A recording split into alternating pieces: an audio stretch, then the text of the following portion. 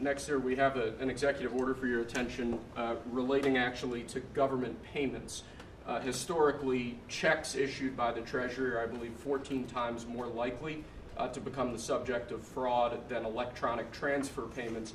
This is an executive order that's going to push the Treasury Department to modernize its payment system to ensure that where possible they're using electronic methods of payment as opposed to paper checks in order to reduce waste, fraud, and abuse in the government, which is obviously an endeavor that we've been pursuing in numerous aspects of government under your leadership.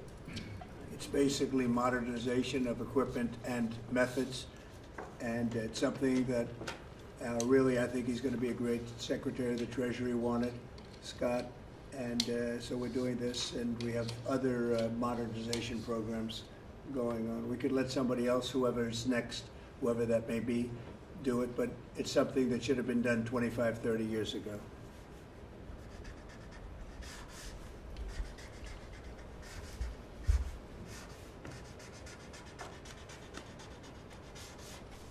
Okay.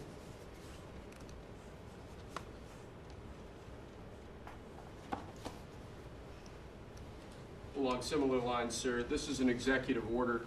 We're calling it Protecting America's Bank Account.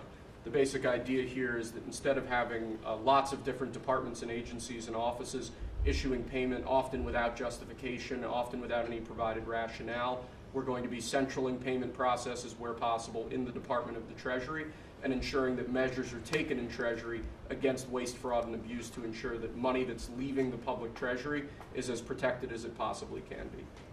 All right, good.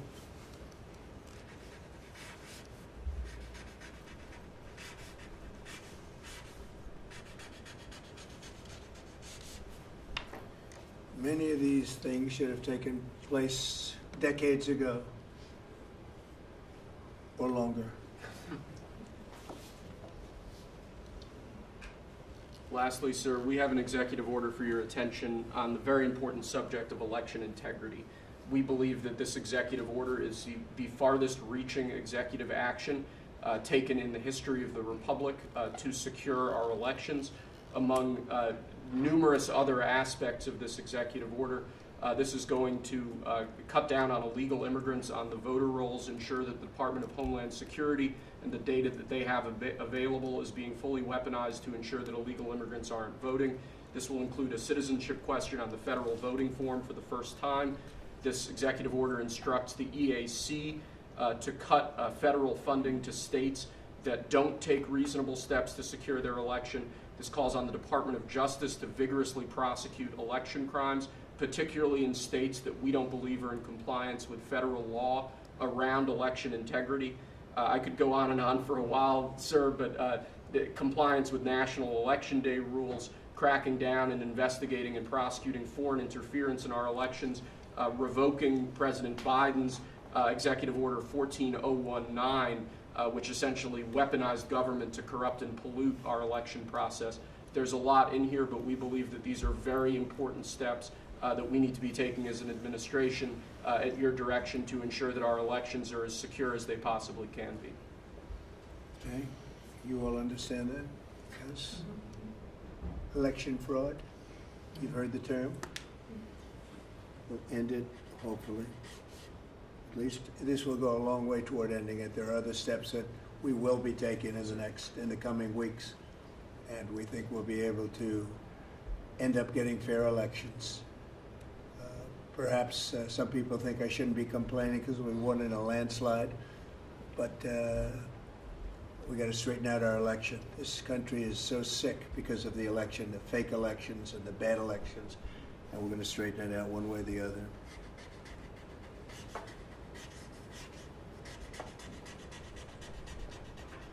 And it's an honor to sign this one. To sign all of them, but to sign this one is a great honor.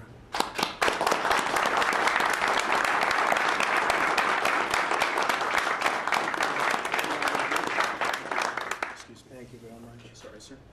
So we're going to go around the room a little bit quickly, and we're going to introduce these very outstanding people. They've had, in all cases, outstanding careers. They're very incredible people that are going along as rapidly as the system can go along. We're ahead of, I guess, anybody else thus far, so I want to thank John Thune. He's done a very good job, and the whole Senate. We're being delayed as much as possible by Democrats, but that's standard. It gets to be just standard. But the process is moving along very quickly. So, Sergio, just say hello, and then we'll introduce everybody. Absolutely. Sergio Gorham, Director of Presidential Personnel. It's been an absolute pleasure again to know every one of you every step this way. As the President said, we're at a record pace. We have more nominees today in front of the Senate than at any previous point, over 70. And that's a record in 2 months. And we're proud of that, and we're determined to ensure the world has America First patriots in all of our posts. Charles Kushner. I'm going to France and Monaco, and I'm proud to serve under the greatest president of our country. Very proud to serve. Thank you, Joe. James Blair, honored to work here in the White House as Deputy Chief of Staff. And Mr. President, I think that all of these successful people would want to go serve the United States under your leadership as a testament to your vision and leadership. Thank you, James. I'm David Perdue. I'm going to the People's Republic of China, and it's my honor to represent President Trump, people of America, and represent our interests and values in China. I'm Leah Campos. I'm going to represent the President in the Dominican Republic. Mr. President, thank you for the honor to serve you in the Dominican Republic. Thank you. Thank you. Mike Waltz, National Security Advisor. Look forward to working with every one of you on behalf of the President, his leadership, and the American Thank you. people. John Arrigo. I am going to the Republic of Portugal, and I'm very excited to do so and serve on what I consider one of my closest friends and one of the best presidents this country has ever had. Thank you. Kevin Cabrera, nominated to be Ambassador to Panama. It truly is an honor, President, to be part of your administration. Thank you. Tom Barrett, nominee to the Republic of Turkey. Delighted and honored to be with you, Mr. President, in that host country, which is one of the most ancient in civilization, is in search for your peace, prosperity, and security program. Good place. Mr. President. Good leader, too. Yeah, Mr. President, thank you. It's an honor. I'm Pete Hookster, you know that. Yeah. But I am going to Canada. Ooh. I look forward to serving you in Canada and your agenda. And you do a great job. Thanks, Pete. Juan Johnson, sir. Thank you for the nomination to represent you and the United States to the United Mexican States. And I'm really encouraged by some of the conversations you've had with President Sheinbaum recently, and to the increase in support that we've seen out of her government along our border on the important issues. So thank you, sir. They have stepped it up a lot, Yes, Mexico and Canada, so see how it works, right? Yes, sir. Thanks. Matt Whitaker from Des Moines, Iowa. I'm proud to, as soon as I'm confirmed, go represent you at the North Atlantic Treaty Organization. Great. Thank you, man. George Glass, on my way to Japan. Previous administration, I served for you in Portugal. It is a great honor to be able to do this a second time. Thank you very for much. the opportunity. Thank you, George. President Trump, my name is Ken Howry. I'm your nominee to be Ambassador to the Kingdom of Denmark, a very close partner and ally. I served for you last time for the Kingdom of Sweden. I want to thank you for the faith you've placed in me as your nominee to Denmark. Thank you. Thank you very much. President Trump, thank you for the honor of a lifetime. My name is Stacy Feinberg, and hopefully I'll have the honor of serving in Luxembourg. And I think this is the greatest presidency and the greatest time in history, and it's all because of you. Thank you very much. Nicole McGraw, nominated to serve in Croatia, and it's such an honor to be here with you today and to serve you and the American people. Thank you. Thank you very much. President Trump, thank you very much for your nomination to the Republic of Chile. And let me tell you, Border Patrol agents are so thankful for everything that you've done for them. But That man knows more about the border than anybody, I want to tell you. Thank you. President's a great honor. Thank you very Thanks. much. Good Good luck. afternoon, Mr. President. Brian Birch. If I'm confirmed, I'll be representing you at the Holy See. And Catholics are very proud of your work. Your team is doing an excellent job, so thank you. Very honored to serve. Thank you very much. Mr. President, thank you again for the honor, the greatest privilege. My name is Summers Farkas. I will serve this great man at the Republic of Malta. Thank you, sir. Thank you, Mr. President. Joe Popolo from Dallas, Texas. Very proud to serve you at the Kingdom of the Netherlands, the very first country to recognize the United States 250 years ago. Thank you. Thank you. Mr. President, if I'm confirmed, I will be representing you in the state of Israel. It will be an extraordinary honor, and you've done more for Israel than any president in any time of its history, and we are grateful. And I'm hoping I'll get to be there by Passover. Thank you, Mike. And Mike is an outstanding guy. They all are. Mike, I think he's going to do wonders for Israel. He actually probably gets along with both sides, and that'll be interesting to see. But the world is watching you, Mike, so good luck. Thank you, Mr. President. Good luck. You're going to do well. Thank you very much. Mr. President, thank you for this great honor to serve the Republic of Italy and San Marino. I'm so looking forward to going over there and working with that great ally, and for the pleasure to serve you. Your staff has been great working with us and have done a great job, and we really appreciate them. Thank you, sir, for pushing this along. Have a good time. A really good time. I'm Warren Stevens from Little Rock, Arkansas, and I have the honor to represent the President and the United States in Great Britain and Northern Ireland, and to be chosen to go to such an important ally of ours is, I know, sir, and I'm looking forward to it, but thank you for the honor. You're going to do fantastically. These are tremendously successful people, and you two guys, and then you add on Mike. I think they have a little more money than Mike, but he's got some other advantages. He's got some other, like upstairs, he's got some big advantages. Yeah, he does. It's very exciting. It's really exciting to have all of you. Would you have any questions, media, for the people that you just saw? So outstanding, and I thought it would be nice to bring them before you. And so if you have any questions, please. I wanted to ask about the talks in Saudi Arabia. It sounds like you made some progress on the Black Sea ceasefire. Yeah. Could you update us on that? What happens now? So we've made a lot of progress on two fronts, on both sections that we call them sections, but they're much more than that, Russia, Ukraine, and also the Middle East, and we'll see what happens. We're in deep discussions with Russia and Ukraine, and I would say it's going well, but it's a situation we should have never had to even think about, should have never happened. And on the Middle East, that's been going on for a lot of years, centuries and centuries. It just keeps going, and we are making a lot of progress. So that's all I can report. But some very, very big talks are going, and detailed talks are going on right now on both fronts. Mr. President, you said that your national security advisor learned a lesson after a reporter. Wait a minute, excuse me, I didn't pick you. Go ahead, please. Mr. President, the ceasefire agreement that was broken today allows for third-party countries to help implement the agreement. What does that look like, and who's going to be involved? The ceasefire agreement? Yes, the maritime ceasefire agreement between Russia and Ukraine. Well, they're going to get together. Look, it's they agreed to something, and it got broken. There's tremendous animosity. There's a lot of hatred, as you can probably tell. And it allows for people to get together, mediate it, arbitrate it, and see if we can get it stopped. And I think it will. That'll get stopped. What countries are you looking to work with, sir, to help implement and monitor that ceasefire? We have other countries involved, and they're involved very strongly in the process. And that'll be resolved. That's actually, as bad as it is, that's the least of the problems. So we'll get that resolved. And we are being aided by other countries too. Yes, please. Please, Brian. Tomorrow, the subcommittee on DOGE is going to review funding for NPR and PBS. Now, every Republican president has always promised to take away this money that's going to these two public news outlets.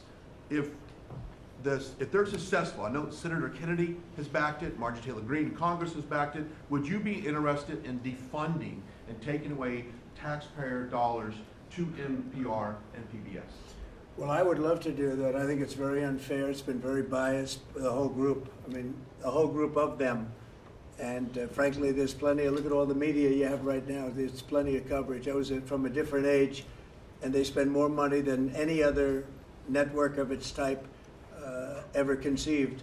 So the kind of money that's being wasted, and it's a very biased view, you know that better than anybody. And I'd be honored to see it end. We're well covered. Look at all the people that we have here today. We're well covered, and we don't need it, and it's a waste of money.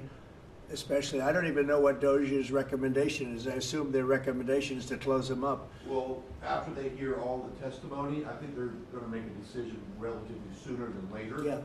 But we'll see what that turns Yeah, out. I can't imagine that they wouldn't, because they have found so much waste, fraud, and abuse, hundreds of billions of dollars, and just waste, fraud, abuse. You heard yesterday some of the new things that were found. 22 billion just in environment, billion.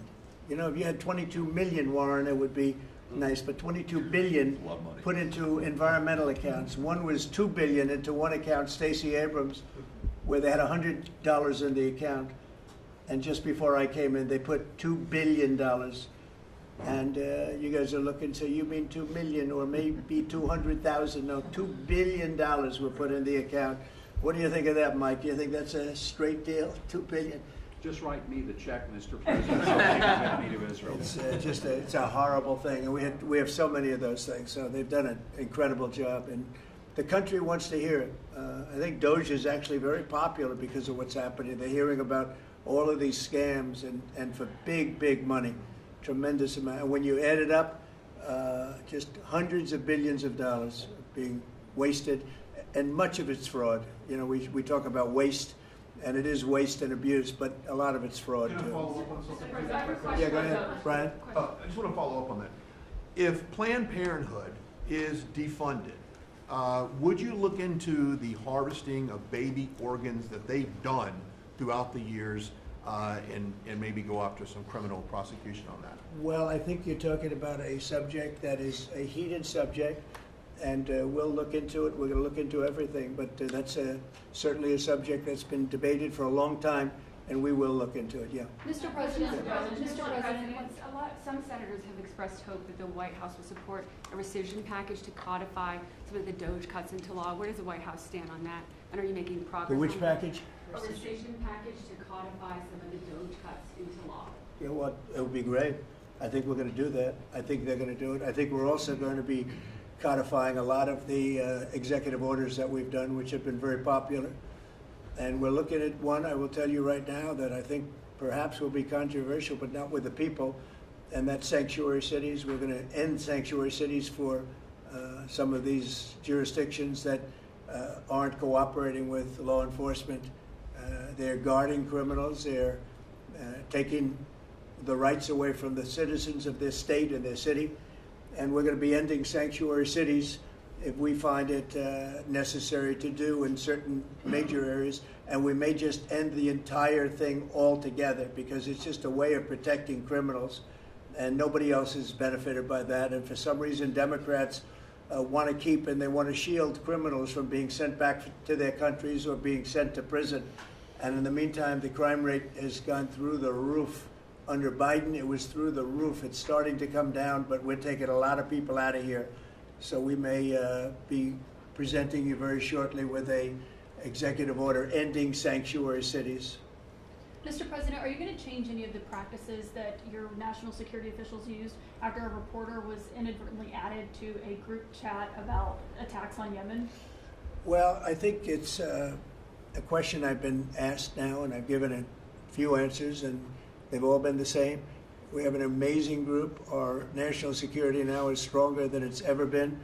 We have had a very successful, numerous attacks on that area. These are people that shoot down ships, not only our ships, ships all over the world. They're shooting down right out of the water and damaging them badly, or they're going down. They're also shooting anything that happens to be flying in the area.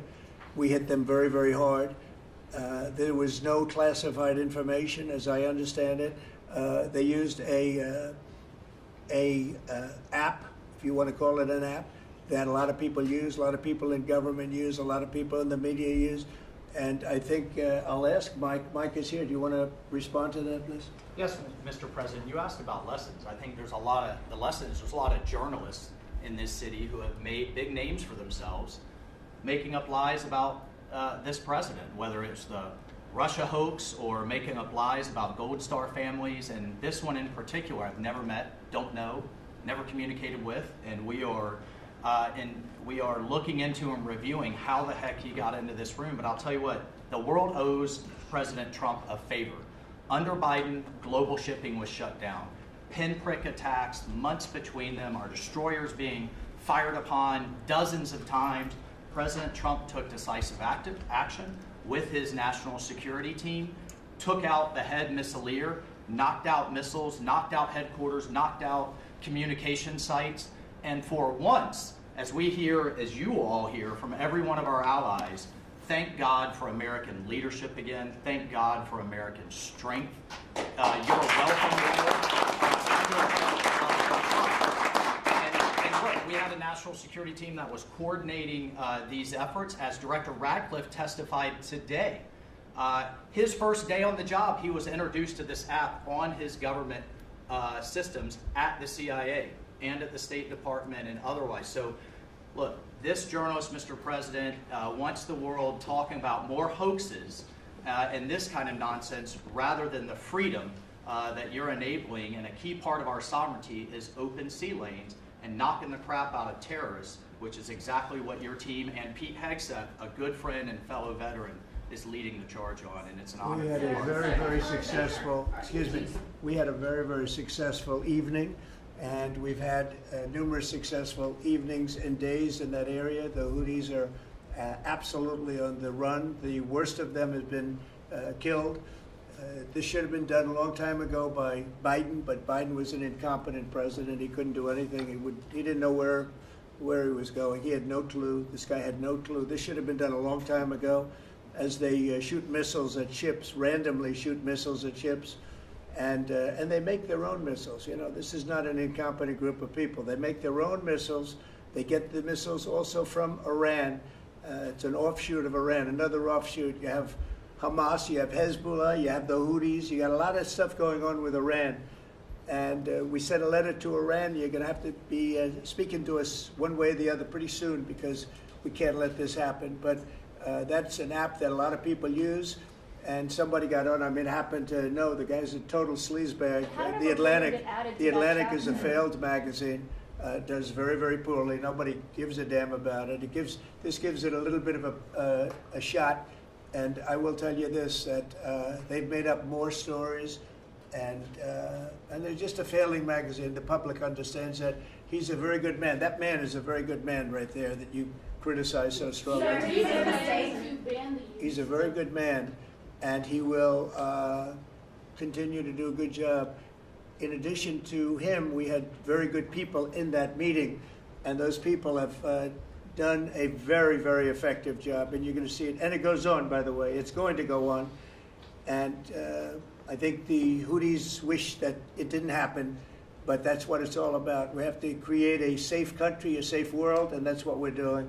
Do you worry that national security was put at risk, Mr. President? Of senior officials using signal. Do I plan to ban who? The use of signal to communicate from senior officials. Well, I don't know I don't know anything about Signal. I wasn't involved in this, but I just heard about it. And I hear it's used by a lot of groups. It's used by the media a lot. It's used by a lot of the military, and I think successfully. But sometimes somebody can get onto those things. That's one of the prices you pay when you're not sitting in the Situation Room with no phones on, which is always the best, frankly. But you know, the best is to be there. In fact, oftentimes I've been in fact, just last week I was in the Situation Room on something very important, and we had a couple of people hooked up by line, and I said, cancel the line. Sorry, fellas, what you do is we'll tell you all about the meeting, because I know people do get on those lines, whether it's Signal or anything else. Yeah. So are you going to change any procedures as a result of this? Well, I mean, look, we look at everything, and you know they've made a big deal out of this because we've had 2 perfect months. We are bringing in business. We have another one announced tomorrow, a big one, very big, like in the history of our country. Nobody's ever seen anything like it, and I think probably a lot of people are saying they started by saying it was the greatest first month that a president has ever had, and I think that's true. And now they say it's the best second month, and they had to find something. And this certainly will look at this, but the main thing was nothing happened. The attack was totally successful. It was, I guess, from what I understand, took place during, and it wasn't classified information. So this was not classified. Now, if it's classified information, it's probably a little bit different. But I always say you have to learn from every experience. I think it was very unfair the way they attacked Michael. He's a good person. The person that was on just happens to be a sleazebag, so maybe that's just coincidence. I don't know. But you are going to conduct an investigation. Would it be a problem if Mr. the President. Atlantic released all the text messages if they're not classified? Well, I don't know. I'd have to ask the military about that because, you know, maybe you wouldn't want that. I don't know. I will say this, that from what I heard, the man that we're talking about, who's not somebody that I don't think most people have ever heard of, he found it very boring and he left early. He got off the line very early. So I can't speak to it other than that. So he's made up a lot of stories and you know, I think he's basically bad for the country, but it's a failing venture, very failing venture. They're very upset. And a thing like this is publicity for them, but I don't think we should allow people that are very good, like that man sitting right at the end of the table who's done a great job.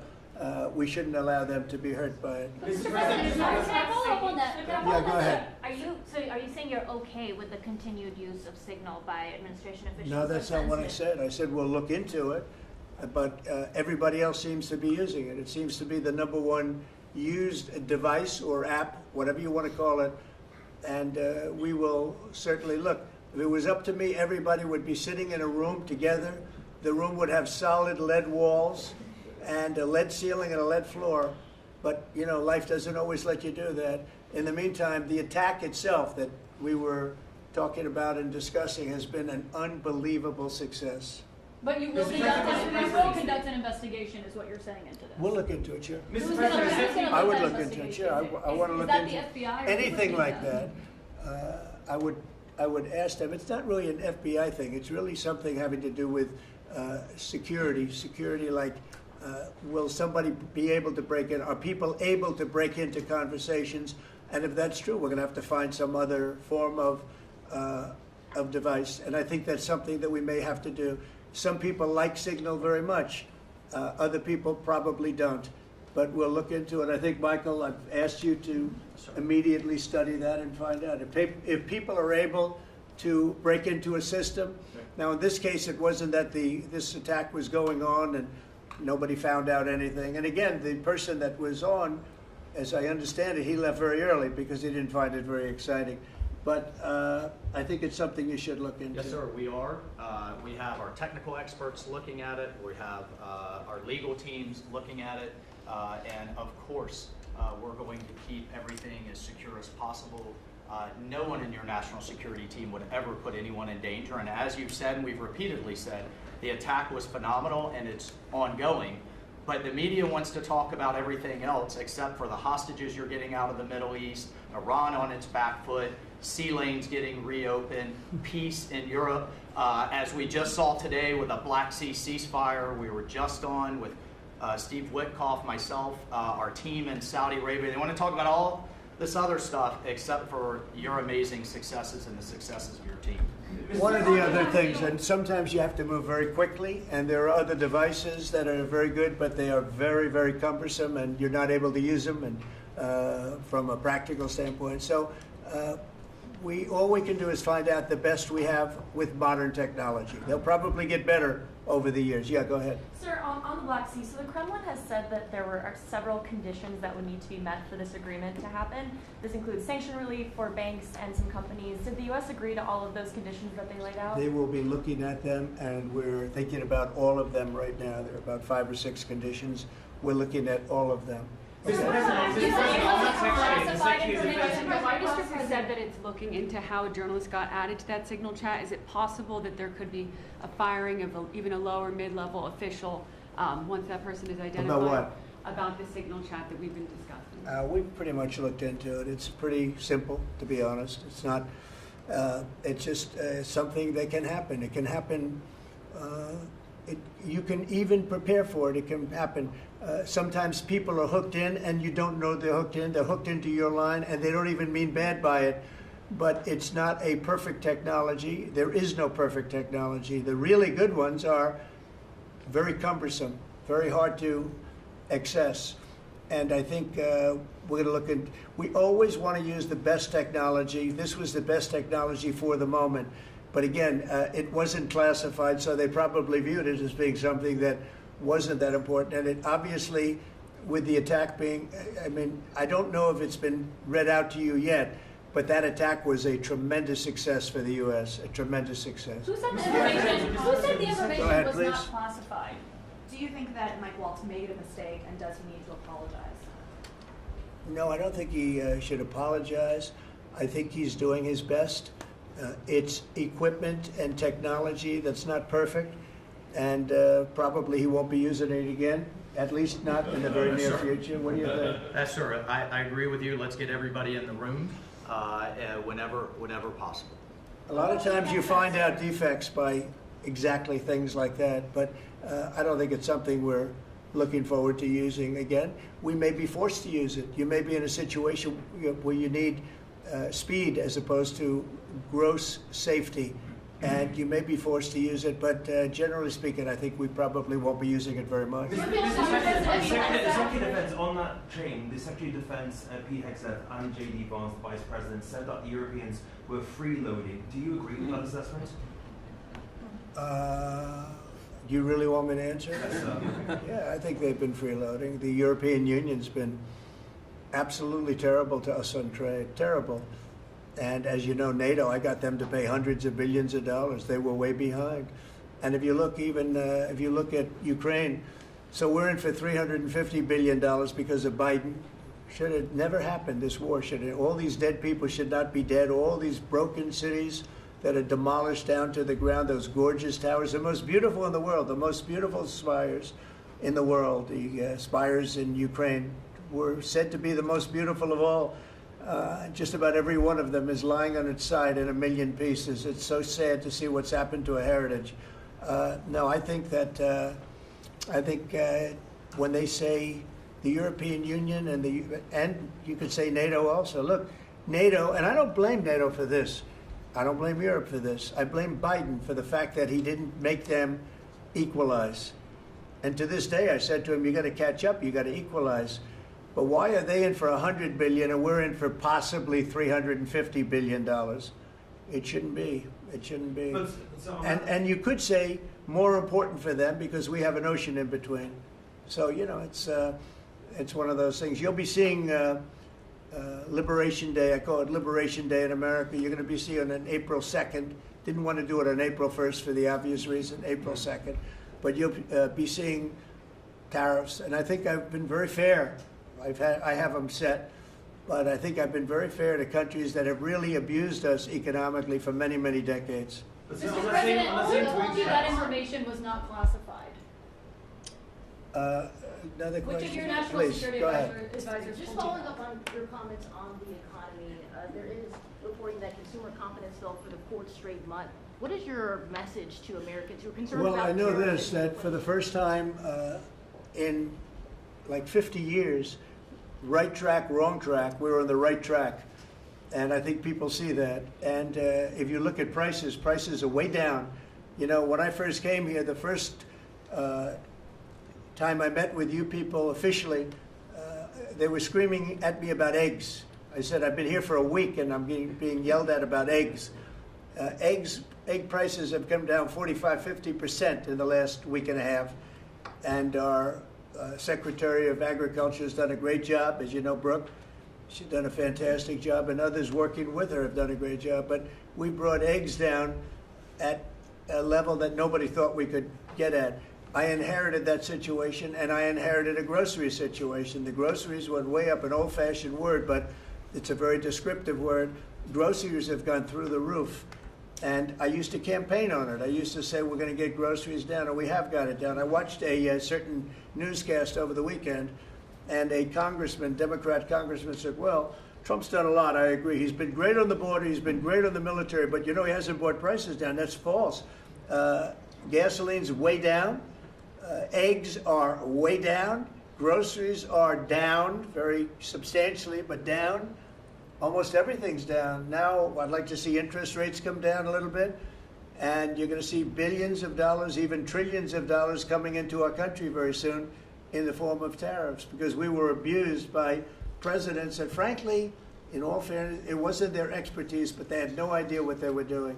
Mr. President, you say tariffs will create more. Oh yeah, sure. It's going to agree.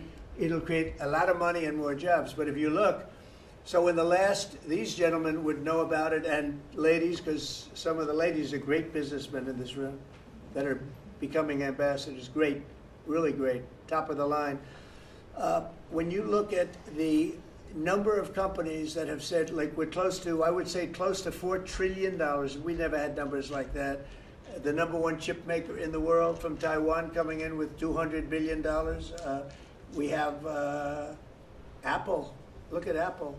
$500 billion. $500 billion. They're going to build plants all over the United States. They were all being built in China. You have many, many companies, and maybe above all, you have the car companies coming in at levels that nobody's ever seen before. We have Honda is opening up one of the biggest plants in the world in Indiana, and many car companies are coming in. We have AI. We're leading China by a lot in AI, and we're going to keep it that way because we've made it very good for them, and we're going to protect them. Once they're here, we'll protect them through taxes, through incentives, and also through tariffs. Thank you very much, everybody. Thank you very much. Thank you.